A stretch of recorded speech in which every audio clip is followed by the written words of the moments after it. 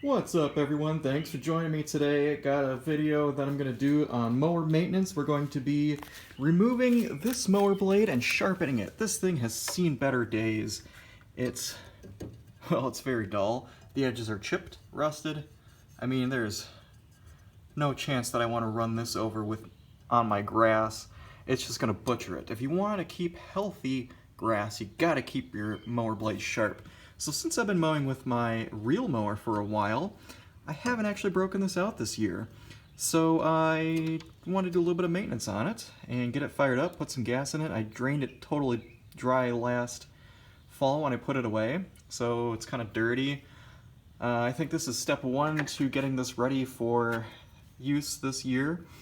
So I'm going to take these two nuts off. Your mower might be different. This is on a Honda, so it's got the dual blade design with two nuts in the middle here that hold it together. Just make sure you orient the blades properly in the right direction. Don't flip them over backwards when you reinstall them, so that way it's got the cutting surface down. That's how you want it to cut. So, you know, having sharp blades really leads to having a healthy stand of turf. It's not going to leave like the tips of the grass white and chopped up. So it's just good practice. It's easier on the mower, less strain on the mower. Safety first, guys. You don't want your mower to turn over and start when you start wrenching on it and getting your hands underneath the blade, so always disconnect the spark plug as a safety precaution. I know this is completely dry, there's no fuel in it, so we're good there. And I'm going to be holding this in place as I start it, so it's not going to spin or turn over. And I'm going to use this video to do a combination how to sharpen your mower blades, and we're going to do a little Harbor Freight review for you. So as you guys know, there's a lot of good products the Harbor Freight has and some that are not so good, but I have spent a lot of time researching, reading, and watching reviews to find out what the best products are, and I've determined that a lot of their air tools are actually pretty good, and some of their hand tools, you just have to be careful. Anything with electronics may not be so good, so, you know, do your research first. But this is the Pittsburgh brand, which is Harbor Freight's house brand of impact sockets. I'm going to be using that on the Central Pnumatic air gun to remove the bolts from the bottom. I'm going to be using the Central Pnumatic air angle die grinder to sharpen the blades, which I've also got this kit here with some different selection of grinding bits and grinding stones for sharpening. And I've got Pittsburgh hand wrenches. Oh yeah, and I've got my Harbor Freight Central Pnumatic air compressor too. So without further ado, let's get right into it. What I'm going to be doing is I need to use a male NPT connector for the air hose. This is a quick connect, and let me show you a couple different connectors that you can use here. These are the female NPT. NPT is National Pipe Thread, and that just means that it's got a standard diameter thread, which I believe this is 3/8 inch, and the quick connect is 1/4 inch. Now, these are Milton fittings. These are one thing that I did not buy at Harbor Freight, because look at the difference here. This is a cheap Harbor Freight on the right connector, and a Milton high flow 1/4 inch connector on the left. Look at the opening difference there. The one on the right is significantly more restricted than the one on the left. So the high flow fittings I've got hooked up to my air impact wrench, and that allows this thing to really rip. It's got tons more power when I swapped out the high flow fittings. This is the same size, 1/4 inch, but it just has a much bigger opening. And I also got on my air hose, which this isn't a Harbor Freight hose either, this is a highly flexible hose. This is a Tecton hose, which is just a hybrid rubber and polymer. I don't know, it's not solid rubber, but it's kind of like the Flexzilla hoses. I really like it. But this is a Milton quick connect, so it works with both. and I'll show you that in a second. I know I've been rambling on a lot and talking about a lot of different aspects of air tools, so I won't go too much into detail. Maybe I'll save that for another video, but I just wanted to show you Milton Quick Connect, Milton High Flow fitting, standard fitting. They both work. I don't have anything connected to this right now, otherwise there's going to be air flowing out like crazy, but just know that they both fit interchangeably. In fact, I've got the standard here.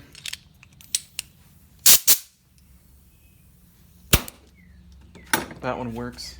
And then this is a Milton connector. They both fit. So I have to undo my one spare that I've got here and put it on the grinder.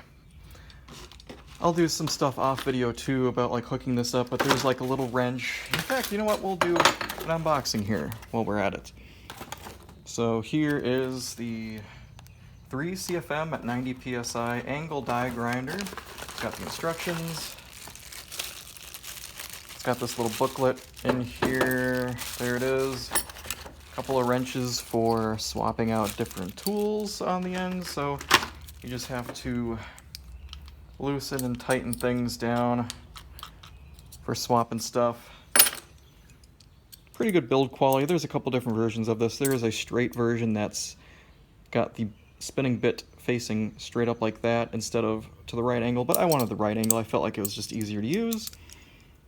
I think that's got like a adjustment there. I'll go through the instructions in a little bit and figure out what all that is. It tells you where to grease things, so a lot of spinning, fast moving parts. Make sure you use your eye protection when you're using this as well.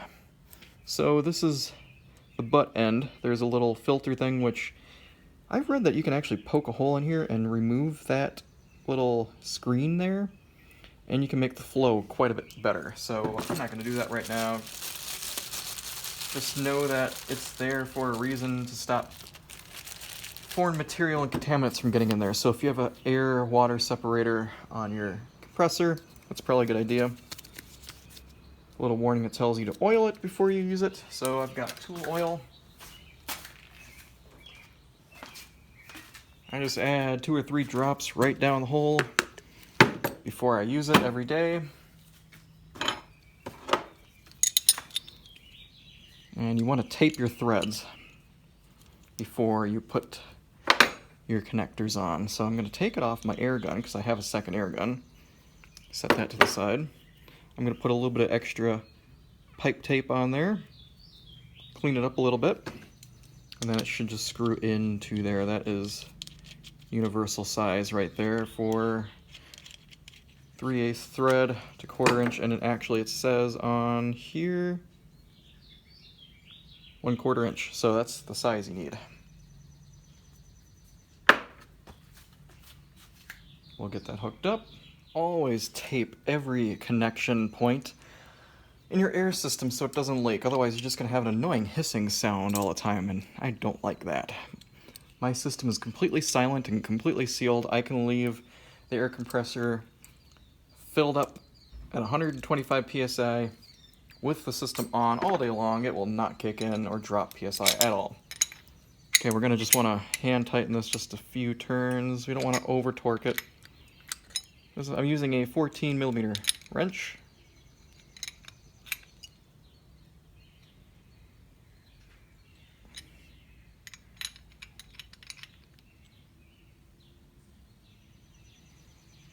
I'm just hand tightening it. That's good. No need to go nuts on it.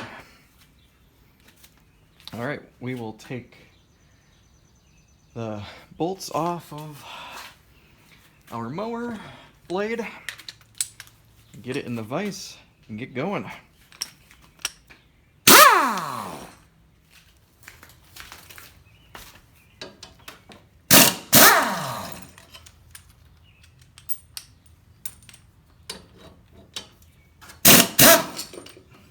Just like that.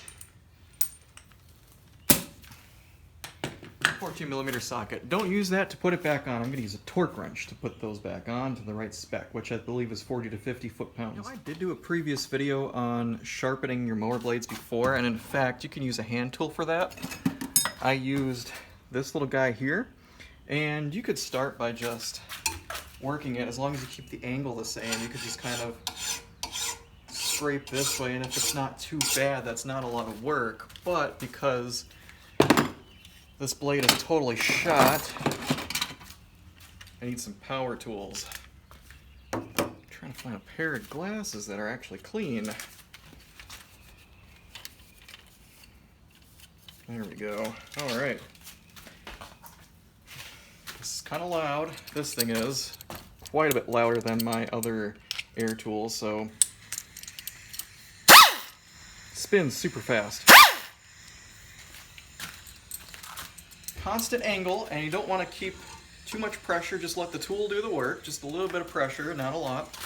And just don't hold it in place for too long. Just make sure you find the right angle. So what I would probably do is look to the side so you can kind of match up what angle to hold it at. And once you know what angle you should be sharpening at, just go along the edge like that. I'll show you here in a second. But I'm going to clean up the back first.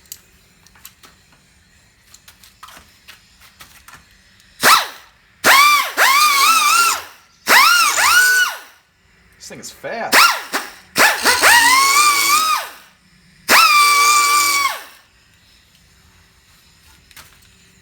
Have it done in no time. Yeah, about there is the right angle.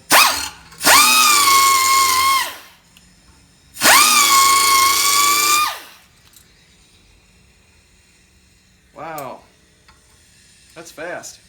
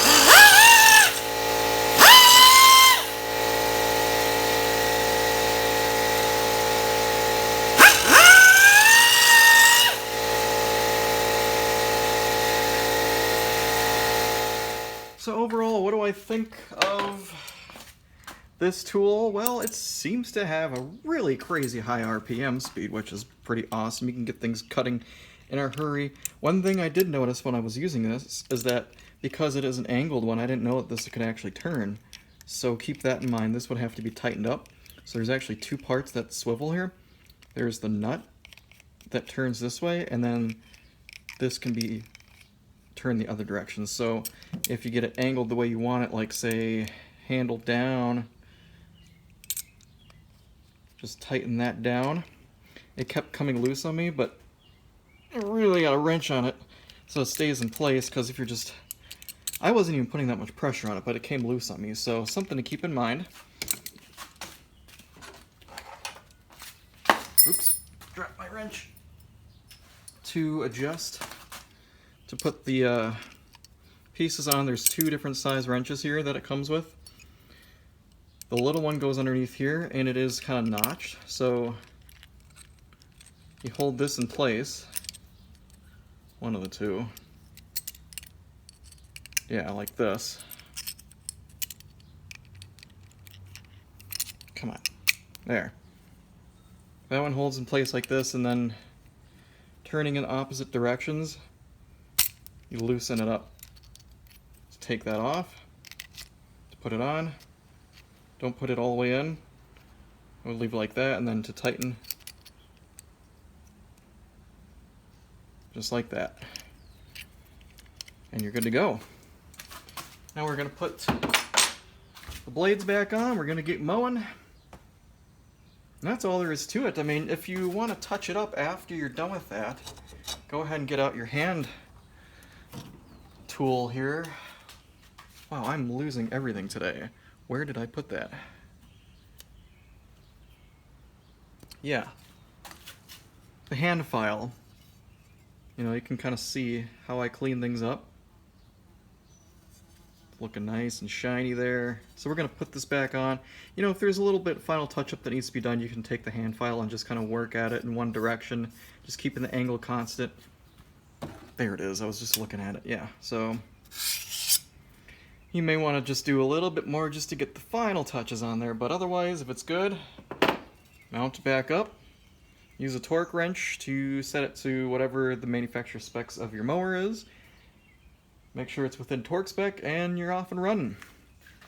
So, anyway, guys, maybe I'll go into some more detail later on with air tools in the future. We can do some more in-depth how-tos, how to set up your air system, things like that. That could be a very lengthy video, but if that's something that you guys want to see, let me know. Leave a comment below, and if you like this content, got any feedback or anything like that, anything I could do better, I would really appreciate it.